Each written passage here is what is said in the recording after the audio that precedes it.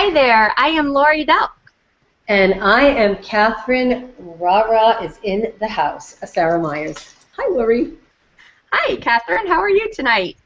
I am wonderful. I'm wonderful. I know I interrupted you, and you were just about to tell our audience who we are. Yes, and we are the Gratitude Girls. And so while we speak to you tonight, if you have any questions, comments, or anything, you are welcome to post them right below in our comment section. We're going to go ahead and get started. I'm going to let Catherine introduce our special guest tonight. Lori, thank you so much. For our audience, who knows me as Rara and Catherine, so I have a new persona tonight. And I'm from New York, you know that. And my friends from New York call me Kathy. So for tonight's gratitude show, you might hear our guest call me Kathy. And hopefully that's exactly what he's going to call me. So I would like to introduce to you, not just a friend, but I would like to introduce to you someone who has history with me. And history way back when. Imagine yourself when you were 16. For me, that was quite a few decades ago. And I'm very proud to say that. And when I was 16, I knew John, and he was a very, very good friend, and a friend of our family, and I was a friend of his family. So you might say, now we're family together. Now the thing I'd like to say about John is he has a story, and he has more than one, so I don't know if tonight's show would be long enough for you to really, really hear everything that John has in his heart. But John Ofria is a friend, he's a family member, he's a fellow New Yorker living in Las Vegas with his wife and sharing his talents. And as our story said, well, I think I'll let John tell you.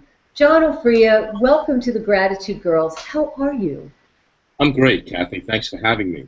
I have to say that I was a little hesitant to accept your invitation because I really didn't know how much I would have to offer or what I would even say. And I guess in the 4 weeks since you've asked me, you know, some thoughts have floated in and out of my head, and I thought about what I might say or, you know, what I might, you know, share with you guys. And so I guess I think the most important thing and the thing that I would like everybody to take away from this whole experience, at least for me, gratitude it's very personal.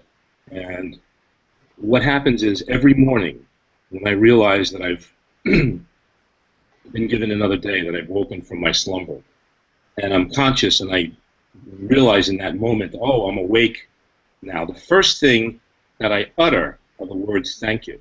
Out loud, the first words that I say. And for me, that just sets the tone for not only the rest of the day, but the rest of my life. And, you know, we all have things that, excuse me, I'm a little bit under the weather and I have a little throat thing going on. So if you hear me like this clearing my throat a bit, I apologize in advance. So I kind of lost my train of thought while I was clearing my throat. But I think that, you know, everybody in their daily lives have things that, you know, get in the way of being grateful and get in the way of really, I suppose, living your life to your fullest potential. But it's important that you really bring yourself back around to that place that you can be grateful for. Not only all the many gifts that you have, and let's not even talk about the material things, but the things that you can't count, the things that you can't put a value on. And I think the most important thing is that the things of that nature are your family and your health. You know, I don't care how much money you have. You know, it reminds me, someone sent me something on Facebook. Oh no, it was my brother-in-law sent me an email. He had just gotten a new camera. I'm a photographer. We chit-chat about, you know, geeky photography stuff, you know, lenses, focal lengths, and all that other hoo-ha. And he sent me a I'm going to call it a little platitude, and I'm going to paraphrase, but it was from the Dalai Lama, and it said pretty much that man spends his entire life making money. Then he spends all of his money trying to regain his health. And then he spends his time, worrying about the future, not ever having lived in the future, in the present, or in the past, and really not ever having lived at all. So I know it was a very big paraphrase, but that's the message. I mean, we spend our lives making money, worrying about the future, and then we sacrifice our health for that, and then we spend our money to get our health back, and then we're worried about the future, we're worried about the past, and then we never lived. And then you wind up passing away, and you haven't lived a life, you haven't contributed anything, you haven't done anything, and you weren't happy. Be happy with what you have, be grateful for what you have. And I'm rambling, but... No, that's a great message, John. You made me just think about something. You said when you get up in the morning, you say thank you out loud. Yeah. Let me ask you a question or two. When you wake up in the morning, what part of the world are you in? So our audience let's paint a picture for them. Where are you at the present moment? I'm in Las Vegas right now. Okay, super fantastic. So I'm in Canada. Lori's in the United States, in Tennessee at the moment, right, Lori? Right. Okay, super. Just wanted to check on that. That's now, the bluegrass state, isn't it, Kathy? Yeah. So when you wake up in the morning, you say thank you. Now you have a mindset, right? You said this just before the show started. You live gratitude. You exude gratitude. So for our audience, for the people that don't have that in their life, who don't wake up and say thank you, what are the thoughts that go through your head? Can you share that a little bit? I feel sorry for them. If they don't have that in their life, then they're missing out on, like I said, they're missing out on just living. You need to be at least somewhat grateful for the things that you have.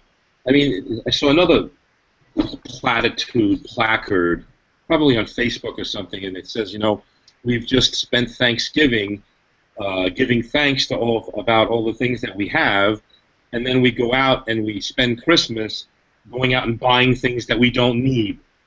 Okay, so we're not even grateful about what we have anymore because we need to go and snap up all of this material stuff. It's not about even family or sharing. I mean, yes, it is, but I think that it's been for many years, even beyond even when we were children, guys. That the Christmas has gotten so commercialized, and it's gotten to be what I consider to be a secular holiday. I think I mentioned that before the show.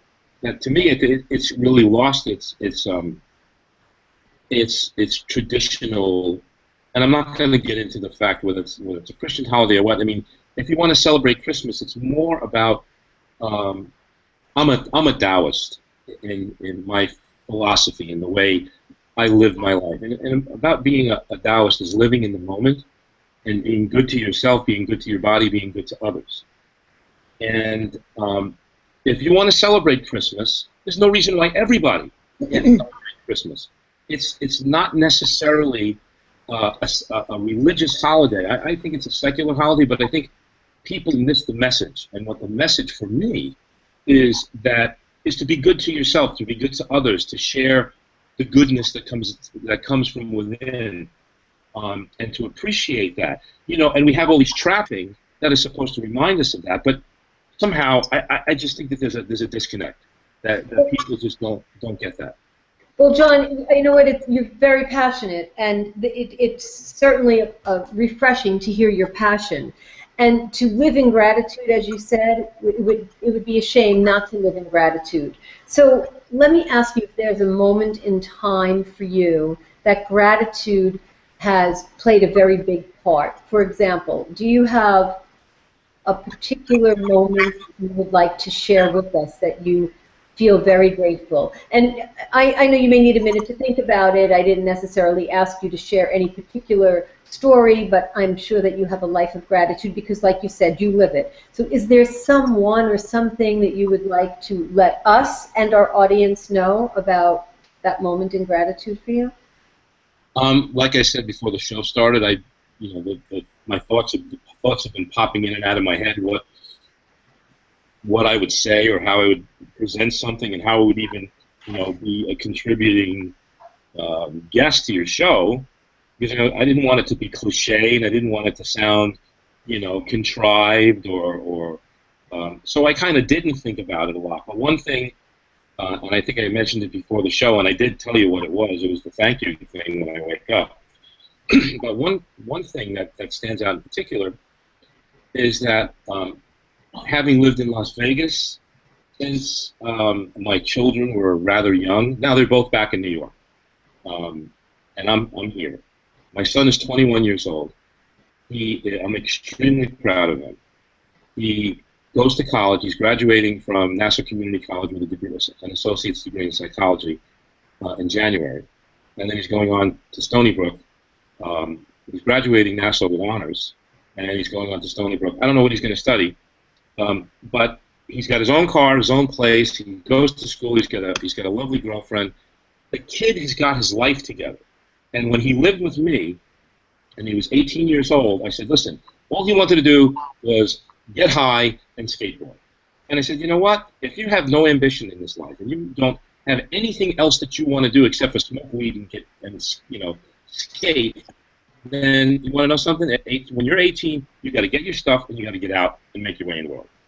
Well, in the 3 years that he's left here, he's accomplished so much, and I am so proud of him. I'm so grateful for that. And for me as a father, I can say, you know what? I didn't do so bad, because kids don't come with manuals, you know what I mean? They don't come with an operating manual. You don't know what you're doing. You just kind of bang around and try to do the best you can. But it's really and truly up to them, and I'm really grateful that he's come around. So that was one of the things that I thought about sharing, and I think that's for me, it's a very personal and very happy thing for me. Thank you for sharing that. And let me see if I could ask you something. And again, of course, we didn't rehearse anything, and we didn't have any script. That's why it's called Hangout. Let's go back maybe, I don't know, to the years when you were in the Manhattan School of Music. Can you tell us a little bit about your musical endeavors? Our internet connection kind of went south there for a second. Okay. Can you share with us a little bit about your musical connection, the years when you were in the Manhattan School of Music? And what in particular did you want? Well, we don't know very much about those years for you, but that's a very prestigious school, and that's a passion for you. Maybe you can share with us the part that music played in your life, and if it still plays a part today. Okay, well, all I can say about that is that music is a very cruel mistress. Okay? It still is very much a part of my life. However, and that's a big however, and this may sound weird, but in Las Vegas, there is no music scene. Everything is canned. Every show that you go to has been pre-recorded. They may have 2 or 3 or 5 musicians on stage playing along with these tracks, but there is no music scene here. So it's not like I can take my instrument, my saxophone, my flute, go out and go to a jazz jam like there was maybe 10 years ago. There were a whole bunch of different venues that you could go out and you could play, and you could sit in and express yourself. And for me, it's terribly depressing that I haven't had the horn in my mouth in some time. And when you don't, your muscles atrophy and you lose your chops. That's what us musicians call our embouchure. So it's sad for me, and there's a lot of built-up emotion.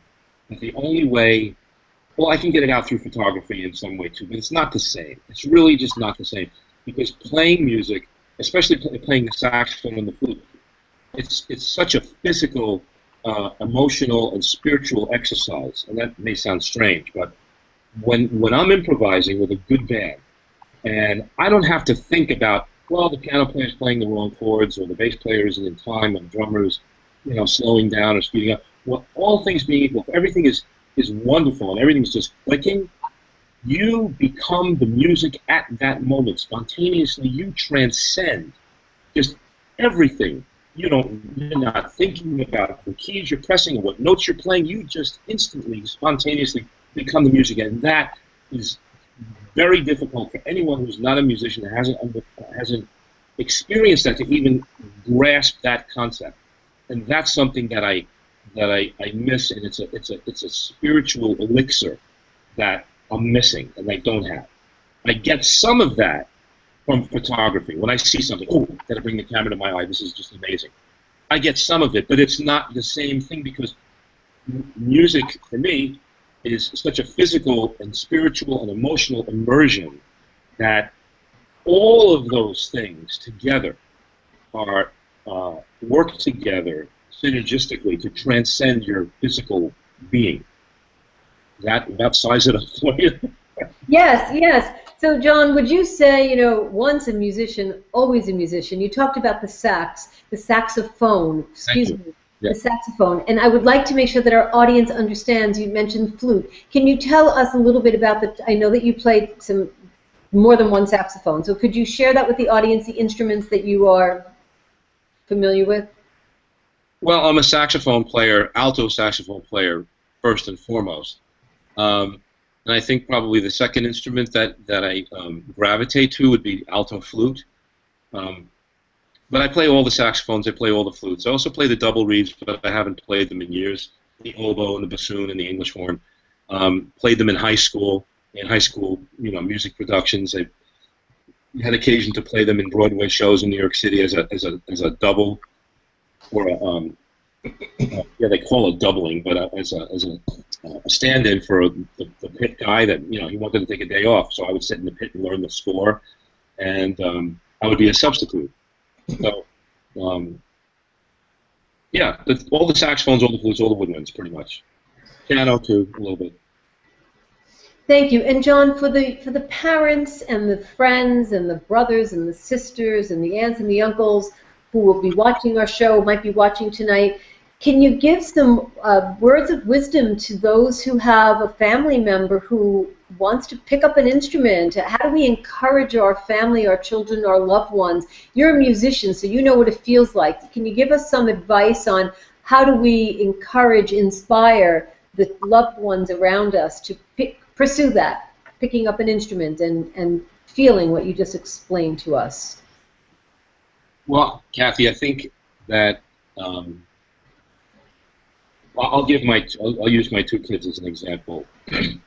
My daughter had absolutely no interest in playing music at all, and as a musician, I didn't feel that it was important to impose my will or my likes or dislikes or my passions on my children. If they came to that themselves, then that's where it makes a big difference. When you come to it by yourself, to encourage someone that already recognizes that it has value, is where the encouragement and the support comes in.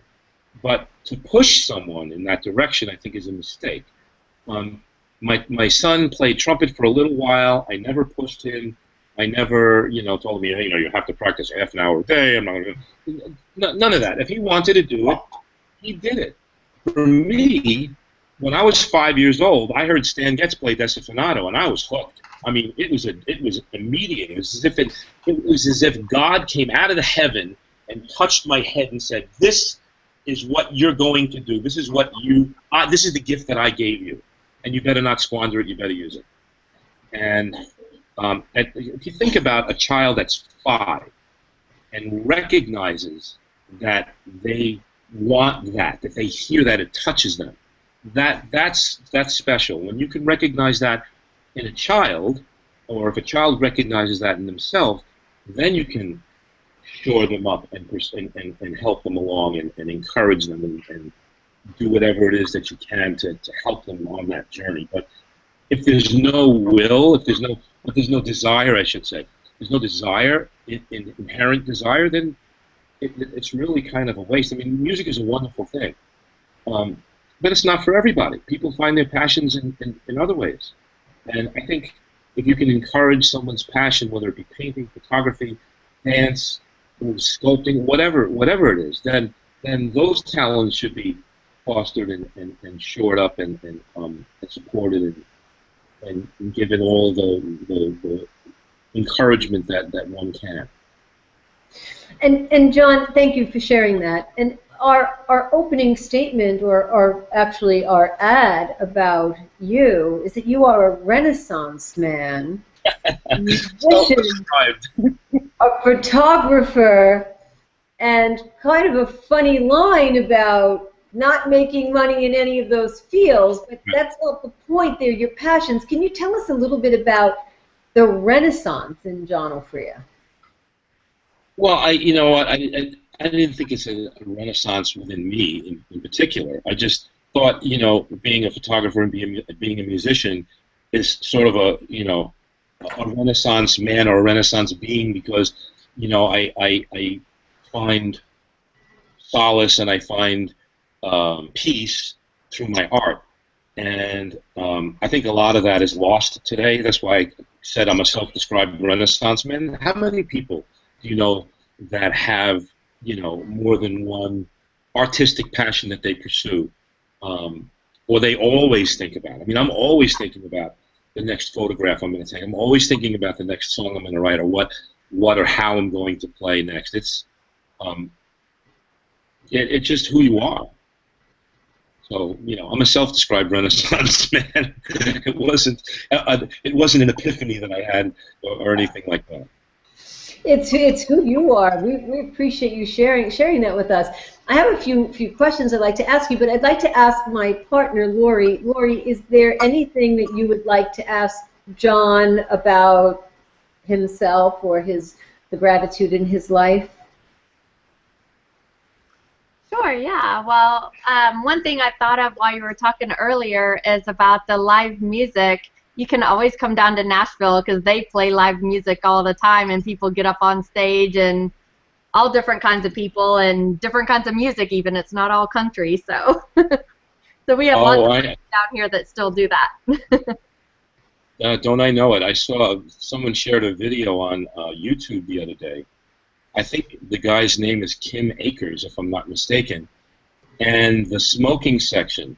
And if you Google that and you look at the video called Shake It Off, and they're all Nashville studio musicians, and it is probably one of the best things that I've heard in a very, very long time. The alto saxophone player was just phenomenal. I mean, everybody in the band was phenomenal, and they weren't kids. I mean, by any stretch. I mean, they weren't youngsters. They were, they were adults with families and children of their own, and but this band was just smoking. So I think it was Kim Akers and the smoking section. So if you Google them on YouTube, or you just look them up on YouTube, they were just fantastic, and they're from Nashville.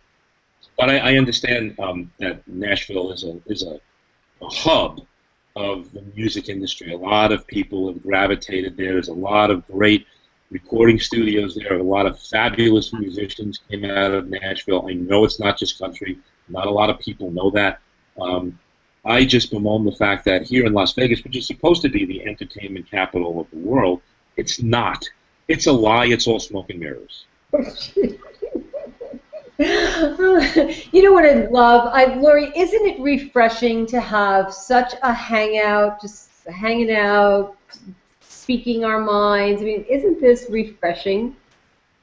Yes, absolutely, because we're always so crazy in our days, right? Everybody's so busy and their schedule's all packed, and so it's nice to sometimes just sit here and chill out and visit.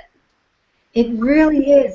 John, it's amazing. You said you mentioned that it was 4 weeks ago that I invited you onto the show, and I knew that you would be perfect for our show for a few reasons, and I'd like to give you some of those reasons before I ask you your next question. Number one, the way that you can speak to an audience, the way that you can convey your message, the way that you can speak to us like we are the only ones in the world, and we are. You're the only one in the world, and we're hanging out with each other. And I also knew that it would be a fantastic connection to connect you to not only my partner, Lori, but to our audience who comes from all over the world.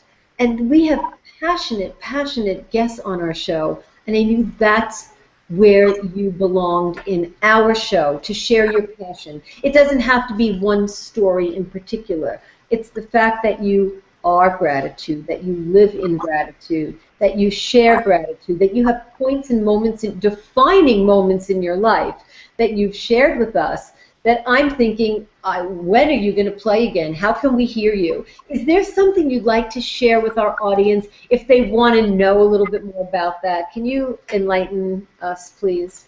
I'm really not sure what the question is, Kathy, and I want to apologize if I've been a little It's okay. Let's talk about you playing. Is there any way any of our audience can hear any of the music that you've played? Do you have anything that you'd like to share with our audience? Well, I do have a record. It's not officially for sale anymore. It was on iTunes and CD Baby and, I don't know, one Amazon, I think, too. But it's a matter of I would rather give my music away to someone to appreciate it. It's not about selling it. Not about making money from it. It's about, well, here's a good example. I used to play in a nightclub every Wednesday night. It was a jazz jam, and the players were very good. And a lot of times there was, one or two people in the audience, maybe a drunk at the bar. And we would just get done playing this jazz standard, and there'd be one person in the room that it reached them. For me, that was enough. If I reached that one person, if that made a difference to them, if they felt something, then I did my job. I totally get that. And Lori totally gets that. I know I can speak for her. I see her shaking her head. We get that. So if Lori wanted to hear your music, would you be able to share with her a way that she can hear your music or your photography? Is there a way that we could observe that? Oh, yeah. I could send you a Dropbox link to my record, which is a compilation pretty much of a bunch of music I either put my own particular spin on or actually wrote the music and recorded it, sang it, probably played most of the instruments except for the drums. So yeah, I can give you a Dropbox link to both my photography and my music. That would be great. Lori, wouldn't that be fun? Yes, that would be awesome. Yeah, we certainly would like that. Now, John, let me ask you a question. Is there, and while you've been hanging out with us, chatting with us, do you have any questions for Lori or I? Just hanging out, chatting. Well, I have an apology. I feel like I've I feel like I've taken over your show. I mean, I've watched one of your episodes before, and I was worried about not having enough to say, and I think I probably said too much. No apology necessary. This is our show for you.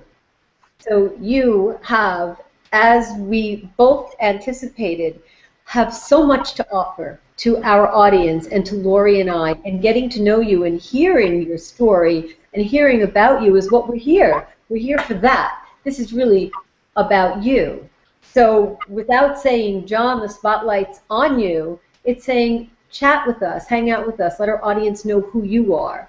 So if you had a question for us, we always open that up, and we're happy to answer as long as it's not complicated and we have enough time. That's why I asked you toward the end of our show, so that way we can answer any questions you have. If you do, great. If not, well, I see this platform and I see what you guys do, and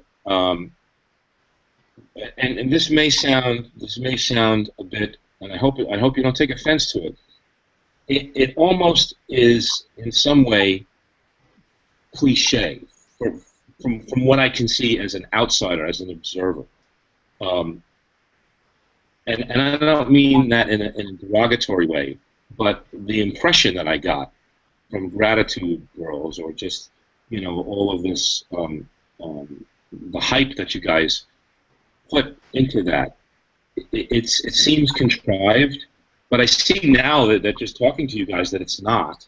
And gratitude again for me is also, if I can help somebody, like we talked about working out and exercising before earlier.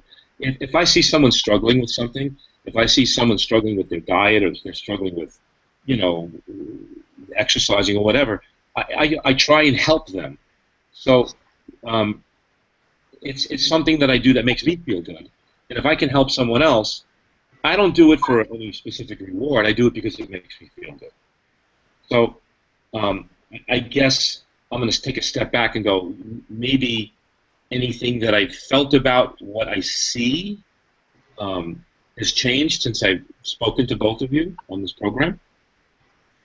But it's about your own individual experience, I think, is the most important thing, and what you bring to the world and what you take away from it. And what take away not mean take, what you experience. Well, thank you for sharing that. It is a real honor to be able to hear your first impression, your impression without having a chance to hang out with Lori and I, and now how you feel about this experience. That's a wonderful testimonial from where I'm sitting, in my perspective, to actually have you on as a guest and experience sharing of ideas and listening to wonderful moments in your life, and you telling us about your children, your youth, your passions, and how you live and your perspective and how you see the world, and what you give out, how it comes back and tenfold. And for us to share that together, I don't know that we would have been able to all get together and have a coffee. It might not be physically possible in the next week or two, but hanging out with you on our show gives us a chance. We're missing that. Like, we're just missing the fire. It's on in the other room. We're missing saying, so let's talk about a year, our 20s, our 40s, our 50s. That's the kind of hangouts that we have. We talk about moments in time. There isn't an agenda. It's a moment of sharing. And I really appreciate you stepping right into that with Lori and I, because for us, this is our passion. Well, I appreciate the opportunity, and it's been fun. And one other thing that I want to mention real quickly is that I was back to visit my 82-year-old mother in New York back in September, and I took my son fly fishing. And he absolutely loved it. It's become like a passion. Dad, I want to buy this. I want to do that. And I discovered after, living in Las Vegas for the last 13 years, there's no fishing here. You have to go to Utah, about 4 hours away, to do any sort of fly fishing. I pulled my fly tying box out of the garage after not having touched it in probably 20 years, and rediscovered yet another passion that I have. And I've tied about a dozen flies for my son. So now I'm back into fly tying and enjoying that and spending my winter, tying flies and anticipating the spring and, going fishing and to catch trout, and missing the fact that I can't, really bemoaning the fact that I can't do it with my son. Well, that's amazing. Lori and I know some very avid fly fishers, as a matter of fact, and we probably won't have time to go into it now, but I mean, we certainly understand your passion, and I think it's an amazing no, you don't really. Close to the story. Yeah, I was a fly fishing zealot. I mean, I built my own rods. I tied my own flies. I mean, I was I was a lunatic. It was bordering on almost being unhealthy. I did it too much. You just making us like there's nothing else to say, Lori, because John knows how to open, he knows how to close, and he knows how to keep the story going. I have nothing else to say except, John Ofria, I am thrilled that you decided to accept our invitation to be our guest tonight, and I will re-watch our show to make sure I did not miss a word of what you had to say. Well, I had a lot of words, I'm sure, and again, I apologize if I was a little bit too chatty, but I enjoyed it. Didn't think I would enjoy it as much as I did, and it was a pleasure meeting you, and your house is beautifully decorated for the holidays, and And thanks again for having me. It's a pleasure. It's a pleasure. Lori, would you like to tell our audience a little bit about how they could get in touch with us? And it's the holiday season, so we certainly need to take our audience. I mean, I'd like to take a couple of minutes and tell our audience what's up with us. So I'll leave this segment to you. Sure, yes. So you can always contact us on our Gratitude Girls page. We have www.gratitudegirls.com. You could also visit us at our Gratitude Girls on Facebook. That's facebook.com/gratitudegirls. We do this every single month, the fourth Tuesday night of every month, 9:30 Eastern, 8:30 Central, 7:30 Mountain, and 6:30 Pacific. So you can send us your gratitude stories, what you are grateful for in your life. You're welcome to post those to our Facebook page and connect with us. Lori, I'd like to be able to share a moment of gratitude with you for something that happened to me tonight about an hour ago. And if you have someone you'd like to share gratitude with. This morning, no, I'll start with an hour ago because we don't have very much time. An hour ago, a friend of mine contacted me to say, and Pat, I hope you're watching or you'll watch the recording. I know you're not feeling well, so I do hope you feel better. My friend Pat and Larry, they called us, they contacted us and said they have 2 tickets to Phantom of the Opera for tomorrow night. And Pat happened to trip and hurt her ankle very badly, and she said she couldn't go. And also she had 2 tickets to the ROM, to the Royal Ontario Museum, and did we want to take them? And you know, Lori, you have your day planned with an open heart, and I'm so sorry that Pat hurt herself, but I am very grateful that Pat and Larry thought of us. And tomorrow night we saw Phantom of the Opera 30 years ago, the original cast in New York, on the same weekend that we saw Les Mis. And that was a moment I will never forget. But here I am again 30 years later being able to go see Phantom of the Opera in Toronto. So I'm very grateful to Pat and Larry Richard for that, and to so many people, but I want to share that with you. Awesome. Thank you. That is wonderful. That is great to be able to go do that, right? Yes. Yes. That's karma at work, Kathy. Pardon? You said that's karma at work. That's your karmic reward. You don't know when it's going to come. You don't know. You don't expect it to come. You do things for the sake of doing good things, and then good things come to you. It may not be today or tomorrow or next week, but they do. They'll come. It's an amazing thing for me to share. Thank you, John. Oh, you're welcome. My pleasure. Lori, is there anyone that you'd like to mention?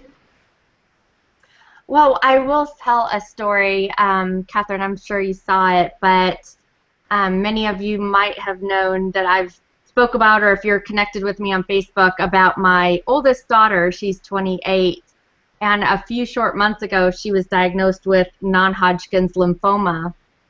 And so she decided to do a little bit mixture of natural and medical.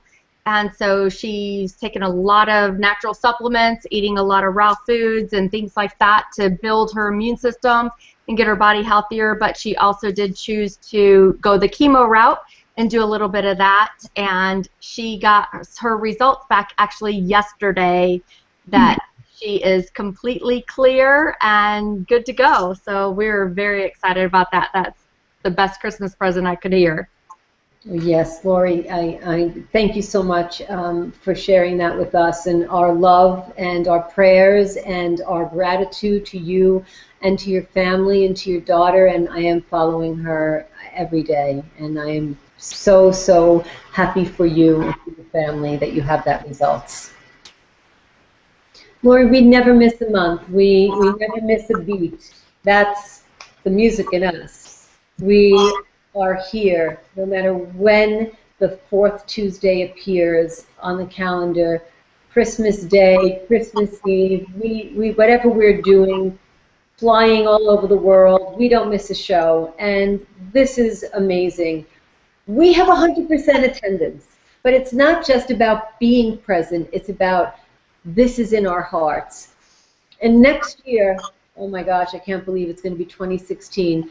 So next year, the fourth Tuesday in January will be the 21st, 22nd, 23rd. We'll check that calendar. It'll be up on our page. 26. 26. That's the fourth Tuesday. Yeah. Okay, thank you. So January 26th, 2016 is when we will be back here with the Gratitude Girls. And from now until then, if you have a story, if you've thought of someone, if you know of someone that has a gratitude story and they'd like to share it with us and hang out, ask John, how was it? Ask John Ofria, was it fun? So we had fun. John, thank you so, so much. Yeah, thank you. I did have a lot of fun. I didn't expect to have so much fun. And if I could say one last thing about being grateful, Yes. I'm probably the most grateful to my wife because she is a beautiful woman. And if it weren't for her, I probably wouldn't be here today. I wouldn't be this healthy, 59-year-old man and have all the wonderful things that I experience on a day-to-day basis. So I want to say thank you and that I'm grateful to my wife, Mai. Thank you. Thank you, Maya, and it would be a pleasure to meet her one day. And Lori, this is for me, it's a precious, defining moment. I love this moment. Thank you so much. Awesome. Thank you. See everybody same time, same place next month. Good night. Good night, everyone. Happy holidays. Good night. Thanks for having me.